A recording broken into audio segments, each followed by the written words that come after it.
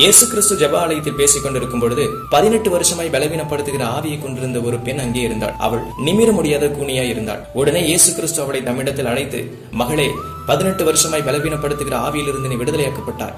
இதோ நீ நிமிர்ந்து நிற்கப் போகிறாய் என்று சொல்லி அவள் மேல் தமது கைகளை வைத்தார். இயேசு கிறிஸ்து அவள் மேல் கைகளை வைத்த அடுத்த கணமே 18 வருஷமாய் நிமிர்ந்து நிற்க முடியாத அந்த பெண் நிமிர்ந்து நிற்க ஆரம்பித்தாள். என் அன்பு சகோதர சகோதரிகளே, இன்றைக்கு உங்கள் வாழ்க்கையை நிமிர விடாமல் பாவங்களும் சாபங்களும் பிடித்திருக்கிறதா? அல்லது மாந்திரிகங்களினாலும் செய்வினைகளினாலும் பாதிக்கப்பட்டிருக்கிறீர்களா? கர்த்தராகிய இயேசு கிறிஸ்துவினுடைய ரத்தம் உங்கள் பாவங்களையும் சாபங்களையும் மாந்தரிகங்களையும் செய்வினைகளையும் உடைத்து எரியும் என்பதை நம்புங்கள். வேதம் சொல்லுகிறது, யாக்கோபுக்கு எதிரான மந்திரம் இல்லை, இஸ்ரவேலுக்கு எதிரான குறி சொல்லுவதில்லை என்று. தலைமுறை தலைமுறையாக சாபங்கள் என்னை பிடித்திருக்கிறதே. நானும் எத்தனையோ பேரிடத்தில் சென்று விட்டேனே. என் பாவத்தையும் சாபத்தையும் கழிக்கிறதற்கு எத்தனையோ பரிகாரங்களை செய்து விட்டேனே. இதுவரைக்கும் என் சாபத்திலிருந்து எனக்கு விடுதலையே கிடைக்கவில்லை. எனக்கு யார்தான் விடுதலையை தர முடியும்?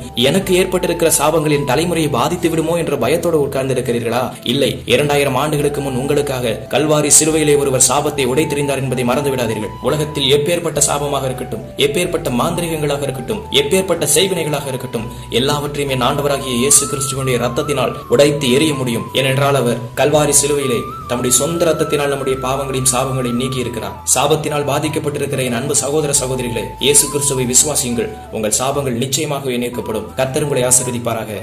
ஆமென்.